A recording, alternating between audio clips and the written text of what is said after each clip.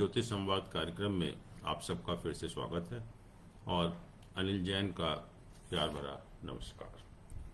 दोस्तों, पिछले प्रोग्राम में हम लोगों ने चर्चा की थी पितृपक्ष की, जिसको कि हम श्राद्ध पक्ष भी कहते हैं। और हमने देखा कि जो पितृपक्ष है, श्राद्ध पक्ष है, वो 6 अक्टूबर को समाप्त हो रहा है। उसके बाद जो देवी माँ के पावन जो 9 दिन का पर्व होता है, जिसको कि हम शारदीय नवरात्रि कहते हैं, वो आश्विन मास शुक्ल पक्ष की प्रतिपदा को 7 अक्टूबर से आरंभ होगा। बहुत पावन पर्व हम सभी के लिए, और यह पर्व 14 अक्टूबर तक चलेगा। इस पर्व के दौरान हम सभी जानते हैं कि हम माँ दुर्गा के अलग अलग स्वरूपों की पूजा करते हैं, और इस पर्व के बाद 15 अक्टूबर को धूमधाम के साथ विजयदशमी, या जिसको हम दशहरा कहते हैं, वो मनाया जाएगा। और उसी दिन माँ दुर्गा का विसर्जन भी किया जाता है। और हम जानते हैं कि हमारे पूरे भारत में ये त्यौहार बहुत एक हर्षोल्लास के साथ मनाया जाता है। बहुत ज़्यादा, अगर आप बंगाल में जाएं या ईस्टर्न प्लेसेस में जाएं, तो वहाँ बहुत ज़्यादा इसको ज़ोर शोर से, बहुत हर्षोल्लास के साथ सबसे बड़ा पर्व मनाया जाता है। और शास्त्रों में माँ दुर्गा के 9 रूपों का वर्णन किया गया है, और कहते हैं कि नवरात्रि के दौरान में माँ दुर्गा के अलग अलग रूपों की पूजा करने से हम सबको विशेष पुण्य मिलता है। मान्यता है कि माँ दुर्गा अपने भक्तों का कष्ट हर लेती है, और सभी भक्तों की मनोकामनाएं पूर्ण होती हैं। इसलिए हम सभी इन 9 दिनों में बहुत हर्षोल्लास के साथ, बहुत अपने डेडिकेशन के साथ, बहुत एक विश्वास के साथ माँ दुर्गा के 9 रूपों की पूजा करते हैं। नवरात्रि की प्रतिपदा तिथि को कलश स्थापना भी की जाती है, जिससे कि इस पर्व की शुरुआत होती है। इस वर्ष कलश स्थापना 7 अक्टूबर गुरुवार के दिन की जाएगी, और उसके साथ ही नवरात्रि पर्व का विधि विधान के साथ उसकी शुरुआत हो जाती है। जहाँ तक कलश स्थापना के मुहूर्त का सवाल है, ये इसका जो शुभ मुहूर्त है वो 7 अक्टूबर को सुबह 6:17 से 7:07 तक रहेगा।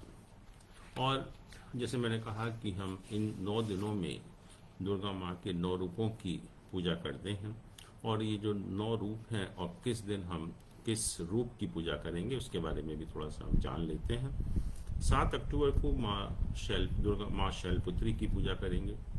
8 अक्टूबर को माँ ब्रह्मचारिणी की पूजा करेंगे। 9 अक्टूबर को माँ चंद्रघंटा और माँ कुष्मांडा की पूजा करेंगे। 10 अक्टूबर को माँ स्कंद माता की पूजा करेंगे। 11 अक्टूबर को माँ कात्यायनी की पूजा करेंगे। 12 अक्टूबर को माँ कालरात्रि की पूजा करेंगे। 13 अक्टूबर को महागौरी की पूजा करेंगे, और 14 अक्टूबर को माँ सिद्धरात्रि की पूजा करेंगे। और इसके बाद 15 अक्टूबर को, जैसा हम जानते हैं, कि दशहरा मनाया जाएगा। जहाँ तक नवरात्रि के मनाने का सवाल है, हमारे जो शास्त्र हैं उसमें जैसे स्टोरीज होती हैं, कहानियाँ होती हैं, कथाएं होती हैं, तो नवरात्रि के बारे में कुछ कथाएं प्रसिद्ध हैं, और मैं थोड़ा सा उसके बारे में भी चर्चा करना चाहूँगा। कि अगर हम भगवत पुराण को पढ़ें, तो भगवत पुराण में कहा कि जब रामायण में राम रावण युद्ध हो रहा था, तो अश्विन मास की कृष्ण पक्ष की अष्टमी को भगवान ब्रह्मा ने माँ दुर्गा को सोते हुए जगाया। माँ दुर्गा ने बताया कि नवरात्रि के 9 दिनों में उनकी पूजा उपासना कैसी की जाए। भगवान राम ने नवरात्रि के दौरान बिल्कुल वैसा ही किया जैसा कि माँ दुर्गा ने बताया था, और उसके बाद 10वें दिन उन्होंने रावण का वध किया, और उसके बाद ये जो हमारा दशहरा मनाया जाने लगा, और नवरात्रि के जो 9 दिन हैं उनकी भी हम दुर्गा माँ की पूजा करने लगे।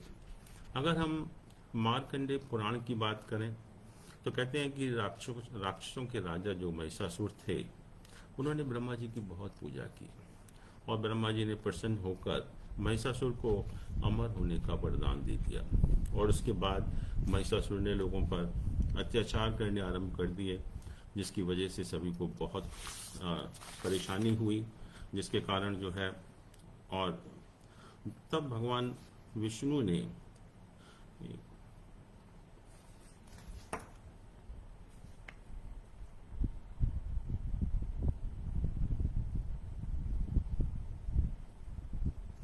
तब भगवानों ने शिव जी से प्रार्थना की और कहा कि उनसे सहायता करने के लिए रिक्वेस्ट की।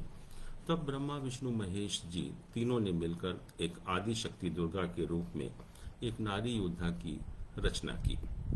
महिषासुर ने आदि शक्ति की सुंदरता पर प्रसन्न होकर उनसे शादी करने की इच्छा व्यक्त की। माँ दुर्गा ने प्रस्ताव स्वीकार किया, परंतु ये शर्त रखी कि महिषासुर को माँ दुर्गा के साथ युद्ध करना पड़ेगा और उसमें विजय प्राप्त करनी पड़ेगी, उसके बाद ही वो शादी उनसे कर सकती हैं। युद्ध चला, 9 दिन चला और 9वें दिन जो है दुर्गा माँ ने महिषासुर का जो है वो सिर धड़ से अलग कर दिया और उसके बाद से ये नवरात्रि का पर्व जो है वो मनाया जाने लगा। अब जहाँ तक नवरात्रि का सवाल है, क्योंकि हम सभी जानते हैं कि नवरात्रि कई बार मनाए जाते हैं और कहते हैं कि एक वर्ष में 4 बार नवरात्रि होते हैं। एक चैत्र के महीने में, एक आषाढ़ के महीने में, एक आश्विन के महीने में और एक माघ के महीने में। और इन चारों महीनों में शुक्ल पक्ष की प्रतिपदा से लेकर 9वीं तिथि तक नवरात्रि मनाने का हमारा जो प्रथा है। इसमें जो चैत्र और आश्विन की जो नवरात्रियां हैं, जो आज हम आश्विन की नवरात्रि मनाने भी जाएंगे 7 अक्टूबर से, वो उसमें मुख्य मानी गई हैं। और इसमें जो आषाढ़ और माघ की जो नवरात्रि हैं उनको गुप्त नवरात्रि का नाम किया गया और उसी नाम से वो जानी भी जाती हैं।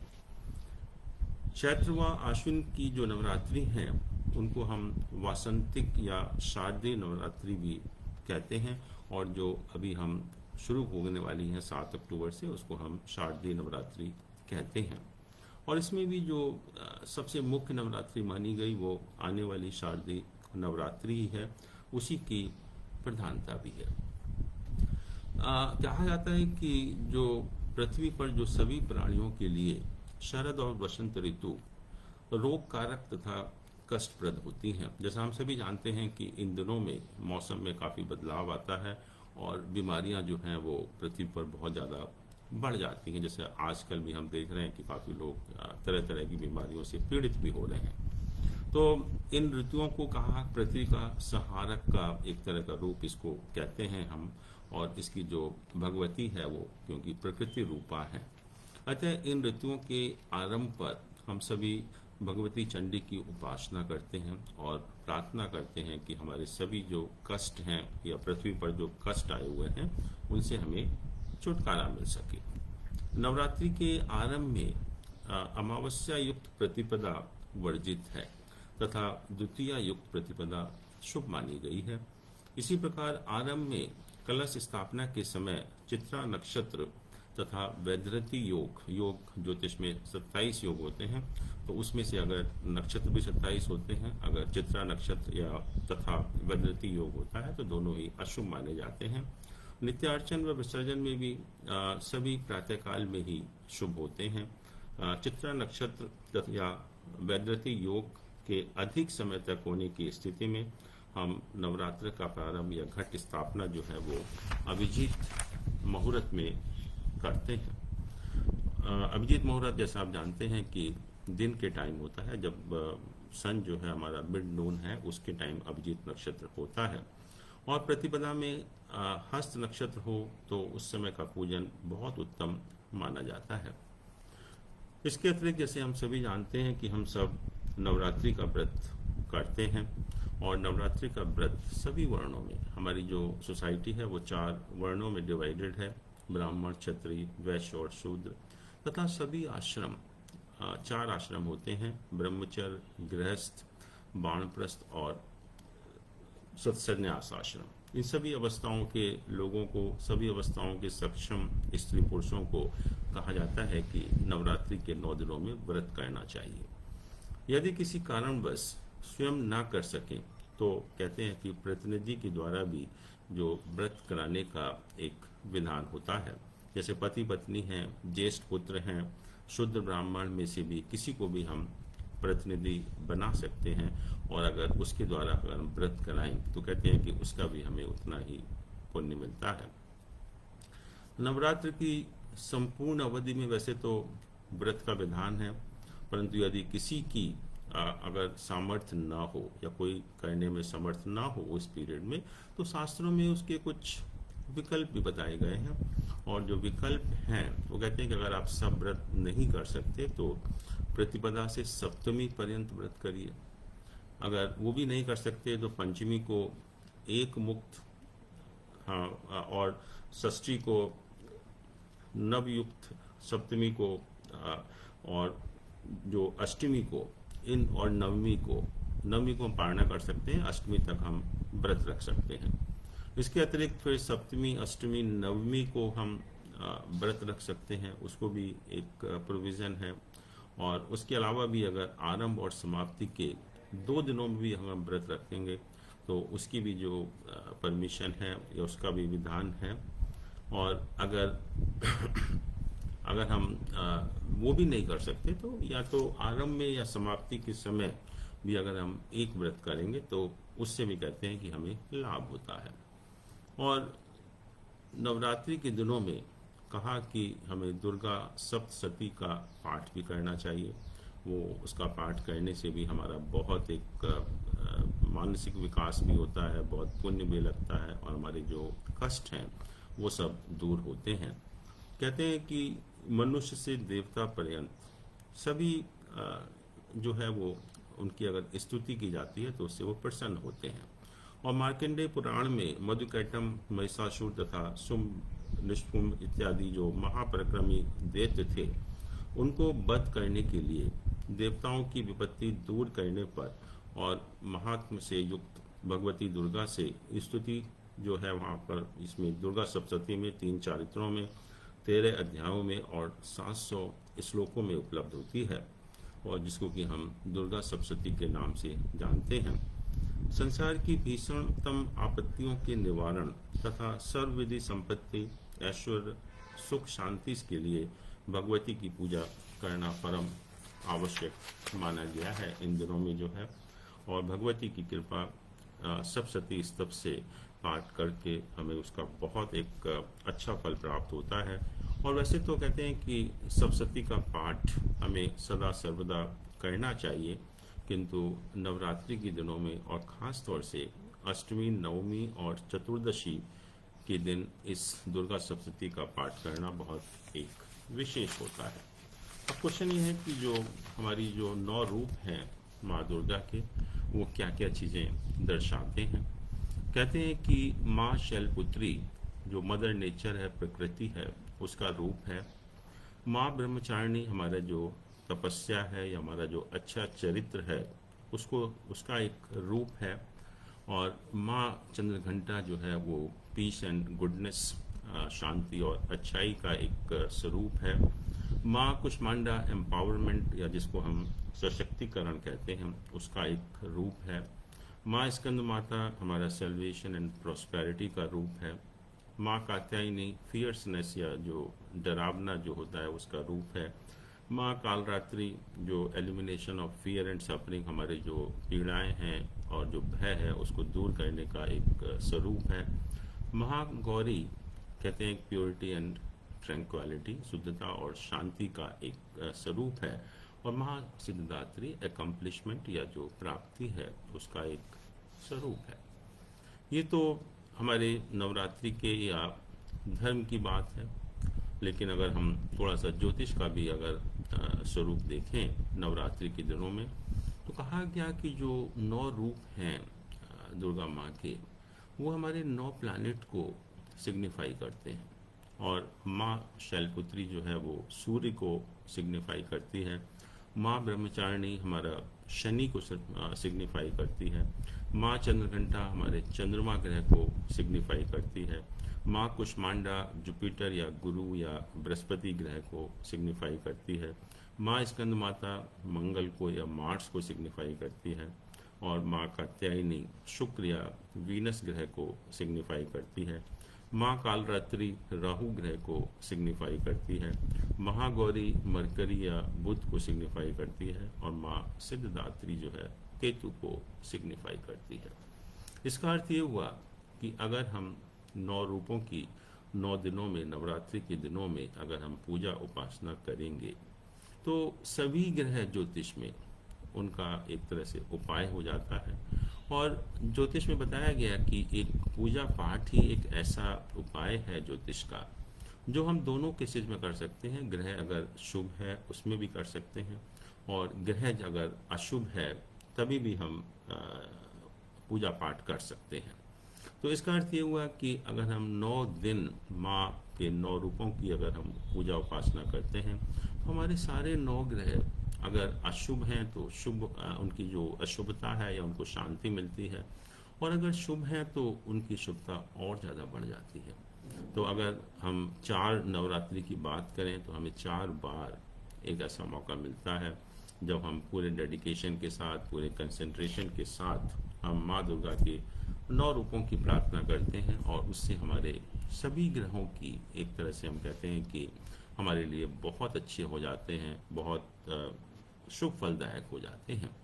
और जैसा कि जो हमारे 9 ग्रह हैं उसके बारे में हम थोड़ा सा बात भी कर लेते हैं आज। सूर्य है, सूर्य हमारी आत्मा है। सूर्य हमारा जो आत्मा, कहते हैं कि अगर सूर्य किसी का बहुत अच्छा होता है तो the person is a wonderful person at the soul level. वो किसी का नुकसान नहीं करता, किसी को धोखा नहीं देता, किसी के साथ कोई गलत काम नहीं करता एक्चुअली में। सूर्य को राजा माना गया। सूर्य हमारा जो दिल है, हार्ट है, उसको रिप्रेजेंट करता है। सूर्य हमारे लिए स्टेटस होता है, हमारा जो लाइफ में प्रोफेशनल जो अथॉरिटी मिलती है वो होता है। और सूर्य हमको आंखें हैं हमारी, उनको भी रिप्रेजेंट करता है। जहाँ तक चंद्रमा का सवाल है, चंद्रमा हमारा मन का कारक है। हमारी जो मेंटल स्ट्रेंथ है तो चंद्रमा बताता है उसको। और चंद्रमा हमारी माँ का भी कारक है। तो जो भी हमारी जो सेंसिटिविटी है, इमेजिनेश है, या जो भी हम हमारा जो मन से संबंधित जो भी चीज़ें होती हैं, चंद्रमा उनका कारक है। और इसीलिए कहते भी हैं कि अगर चंद्रमा किसी का भी स्ट्रांग है, और शायद आपको मालूम भी होगा कि पहले जो है जब भी किसी बच्चे का जन्म होता था तो हम लोग ज्योतिष के पास भागते थे और पूछते थे कि बच्चे का जन्म किस पाए में हुआ है। और पाए का अर्थ बेसिकली चंद्रमा की पोजीशन से ही था। और अगर किसी को हम बताते थे कि चांदी की पाए में बर्थ हुआ है तो वो लोग बहुत प्रसन्न हो जाते थे कि अब हमें कोई चिंता करने की ज़रूरत नहीं है, क्योंकि बच्चा जो है मेंटली बहुत स्ट्रांग होगा। अगर कोई लाइफ में प्रॉब्लम आएगी भी तो वो उसको फेस करने में सक्षम होगा। इसलिए हमें कोई भी बहुत ज़्यादा उसकी चिंता करने की ज़रूरत नहीं है। मंगल का जहाँ तक सवाल है, मंगल को ज्योतिष में सेनापति कहा। हमारी जो फिजिकल स्ट्रेंथ है बॉडी की उसको रिप्रेजेंट करता है। हमारा जो ब्लड है उसका कारक है। और हमारे जो भी भाई बहन होते हैं, फ्रेंड्स होते हैं, उनका भी कारक होता है। तो इसलिए मंगल अगर किसी का भी अगर अच्छा होता है तो उस व्यक्ति में बहुत कॉन्फिडेंस होता है, बहुत एडवेंचरस होता है ऐसा व्यक्ति जो है, और फिजिकली बहुत स्ट्रांग होता है। तो ऐसे लोग, जैसा हम जानते हैं कि पुलिस हो, मिलिट्री हो, गेम्स हो, कोई भी एडवेंचरस काम हो, उसमें बहुत सफल होते हैं। जहाँ तक बुध का सवाल है, बुध हमारा को कहा कि mercury is a child, mercury is a Prince actually. तो बच्चे का जैसा स्वरूप होता है कि बच्चे का कोई अपना स्वरूप नहीं होता, जैसी उसको संगति मिलती है, जैसा एसोसिएशन मिलता है और बच्चों का, उसी तरह से वो बिहेव करने लगता है। तो बुध के बारे में भी ज्योतिष में यही कहा कि अगर बुध के साथ शुभ प्लैनेट का एसोसिएशन है तो बुध शुभ हो जाता है, और अगर बुध के साथ अशुभ प्लैनेट का या मेलेफिक प्लैनेट का एसोसिएशन है तो बुध जो है वो अशुभ हो जाता है। और इसके अतिरिक्त जो मेन है, बुध हमारा नर्वस सिस्टम है। नर्वस सिस्टम, जैसे हम लोग कभी बहुत परेशान हो जाते हैं या नर्वस सिस्टम हमारे कंट्रोल में नहीं रहता, बहुत जल्दी घबरा जाते हैं, तो बुध हमारे नर्वस सिस्टम को रिप्रेजेंट करता है। बुध हमारा जो न्यूरोलॉजिकल प्रॉब्लम्स होती हैं उनको इंडिकेट करता है। और जो सबसे इम्पॉर्टेंट चीज़ है यहाँ पर, बुध हमारा कम्युनिकेशन का कारक है। हम जिस तरह से बोलते हैं वो, और या इम्प्रेसिव हमारा जो कम्युनिकेशन है, अगर बुध किसी का बहुत अच्छा होता है तो दे एक्सेल इन कम्युनिकेशन। और हम जानते भी हैं कि अगर बुध बहुत अच्छा होता है तो ऐसे लोग बहुत अच्छे ऑरेटर बनते हैं, बहुत अच्छे मार्केटिंग पर्सन्स बनते हैं, बहुत अच्छे डिप्लोमेट्स बनते हैं, बहुत अच्छे नेगोशिएटर बनते हैं, बहुत अच्छे चेयरपर्सन बनते हैं। तो बुद्ध के बारे में जिसका भी बुद्ध अच्छा होता है, really this people they excel in communication. जहाँ तक बृहस्पति का सवाल है, जुपिटर का सवाल है, गुरु को हमने कहा कि ये बेसिकली जैसे हम लोग अपना गुरु होते हैं हमारे, उनके पास हम जाते हैं, और गुरु से हम कोई मटेरियल चीज़ नहीं मांगते, कोई भौतिक सुख साधन की हम अपेक्षा नहीं करते हैं। हम गुरु से सिर्फ यही कहते हैं कि गुरु जी वी नीड योर ब्लेसिंग, हमें आपका आशीर्वाद चाहिए, आपका आशीर्वाद हमारे ऊपर बना रहे, यही हमारी कामना है।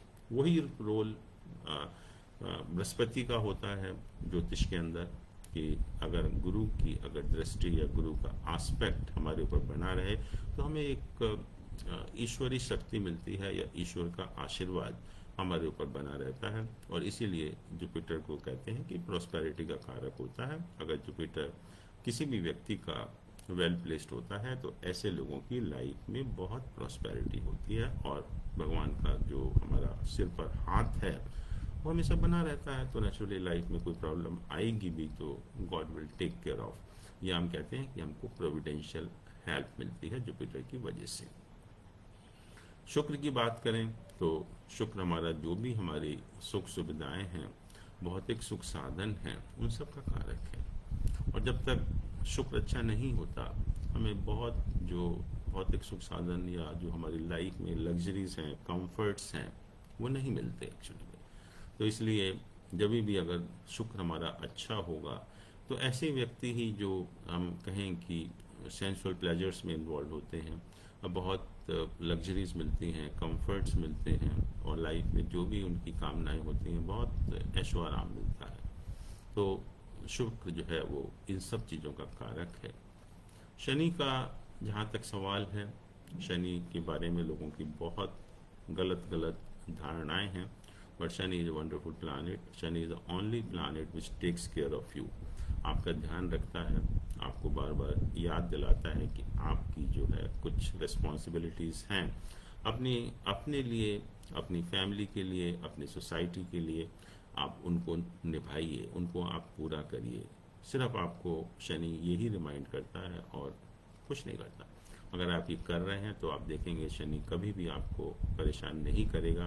और शनि ही एक प्लैनेट है जो लाइफ में आपको स्टेटस देता है, और बिना शनि अच्छा हुए लाइफ में आपको एक स्टेटस नहीं मिलता। इसलिए शनि की ब्लेसिंग हमारे लिए बहुत ज़रूरी है। और इसके अतिरिक्त शनि आपसे कुछ अपेक्षाएं करता है। एक तो शनि जो है, जो लोग मैनुअल लेबर में या जो शारीरिक श्रम है उसमें इन्वॉल्व होते हैं, उनको रिप्रेजेंट करता है।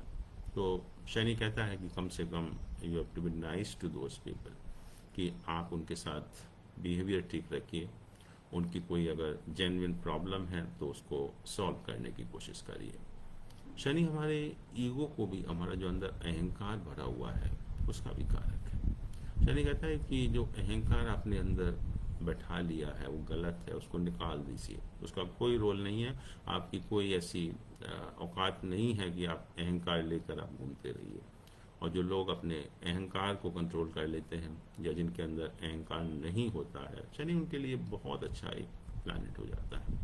फिर कहते हैं कि Shani is a planet of discipline also. ये कहते हैं कि आप अपनी लाइफ को डिसिप्लिन तरीके से जिए, जो भी आपसे अपेक्षित है, जो नॉर्मल कोर्स में आपको करना चाहिए वो करिए आप। और इसके अलावा Shani is also a planet of justice, कि you have to be just with everybody.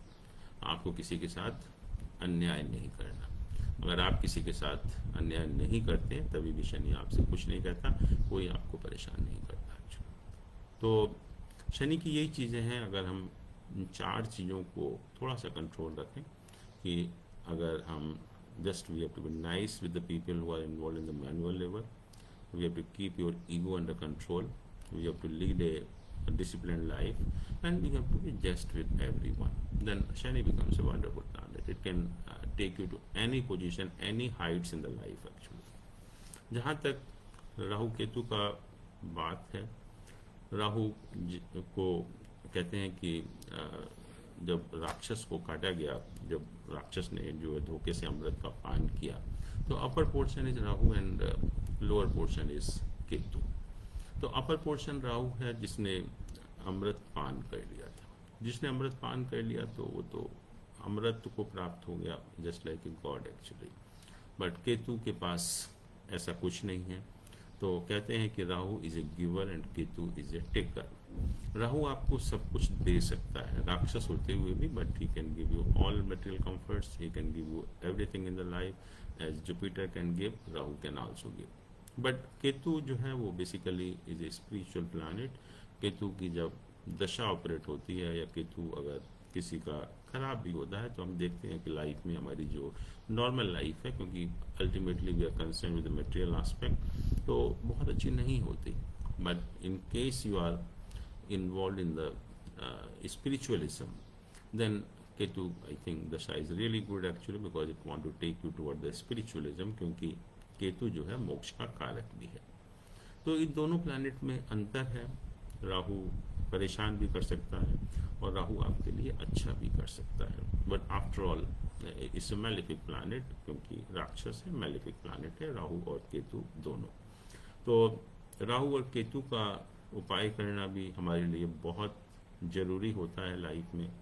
और जैसे मैंने कहा कि ये हमें मौका मिलता है नवरात्रि के दिनों में, इतने शुभ दिन जब हम माँ दुर्गा के 9 रूपों की पूजा उपासना करते हैं, और हमने सिर्फ ये अपेक्षा नहीं करते, ये इच्छा नहीं करते, ये नहीं मांगते कि हमें सब कुछ पृथ्वी पर जो भी प्रॉब्लम है उनको हमसे छुटकारा मिले, हमारी मनोकामनाएं पूर्ण हो। बट सबसे अच्छी बात है कि इस पीरियड में हम कम से कम साल में 4 बार अपने सभी ग्रहों को अच्छा कर सकते हैं।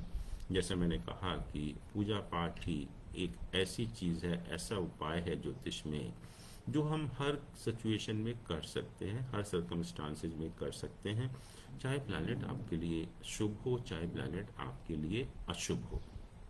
और जो अशुभ प्लैनेट होते हैं उनकी शांति होती है पूजा पाठ करने से, और जो शुभ प्लैनेट होते हैं उनकी शुभता बढ़ती है। तो हमें एक बहुत अच्छा मौका मिलता है कि हमारे जो प्लैनेट की वजह से कोई प्रॉब्लम हो, सारे प्लैनेट का हमें आशीर्वाद मिलता रहे, सारे प्लैनेट के जो अच्छे रिजल्ट हैं वो हमको मिलते रहें, हमारा जीवन जो है सुख समृद्धि से भरपूर हो, और ultimately we are concern with the spiritual strength. हमारी जो आत्मा है उसको जितनी भी उसका विकास हो सके, and that is basically the purpose of life, जिसको कि हम मोक्ष की प्राप्ति कहते हैं। तो हमारे जो नवरात्रि के दौरान 9 दुर्गा के रूपों की उपासना करने के मल्टीपर्पस हैं, और अल्टीमेट मैं कहूँ कि पर्पस एक ही है कि पृथ्वी पर लाइफ को ठीक रखें, हम अपनी लाइफ को बेहतर बनाएं, हमें सब दुखों से छुटकारा मिले, हम एक आध्यात्मिकता की तरफ बढ़ें, जो कि एक लाइफ का उद्देश्य है। लाइफ का उद्देश्य मोक्ष की प्राप्ति है, जन्म मरण से छुटकारा पाना है। वो हम जब भी कर सकते हैं जब हमारे लिए सभी ग्रह शुभ फलदायक हों, और ये बहुत अच्छा, बहुत शुभ एक समय है नवरात्रि का, जब हम ये सब काम कर सकते हैं। तो दोस्तों, अब 7 अक्टूबर से नवरात्रि का पर्व शुरू हो रहा है। मैं आप सभी से रिक्वेस्ट करूंगा कि जितनी आप पूजा उपासना करेंगे इन दिनों में, उतना ही आपको लाभ होगा। और कहा भी जाता है कि इस समय जो प्लैनेट हैं उनका भी जो पृथ्वी के ऊपर सबसे ज़्यादा प्रभाव पड़ता है, तो इसलिए हम प्लैनेट की एनर्जी को भी इस पीरियड में हार्नेस कर सकते हैं, उनको अपना शुभ बना सकते हैं। और इससे अच्छा मौका नहीं मिलता जब हम अपने प्लैनेट के लिए बहुत अच्छा एक उपाय कर सकते हैं। और बाकी जो उपाय करने की ज़रूरत नहीं है, अगर हम इन दिनों में अगर हम सच्चे दिल से अपने भक्ति के साथ अगर हम 9 रूपों की उपासना करेंगे। दोस्तों, थैंक यू सो मच। आप प्रश्न पूछते रहिए, अभी भी आज काफ़ी लोग जुड़े हुए हैं, और मैं कोशिश करूंगा कि अगले इतवार को आपके जो प्रश्न हैं उनका उत्तर अवश्य दिया जाए। Thank you so much. नमस्कार।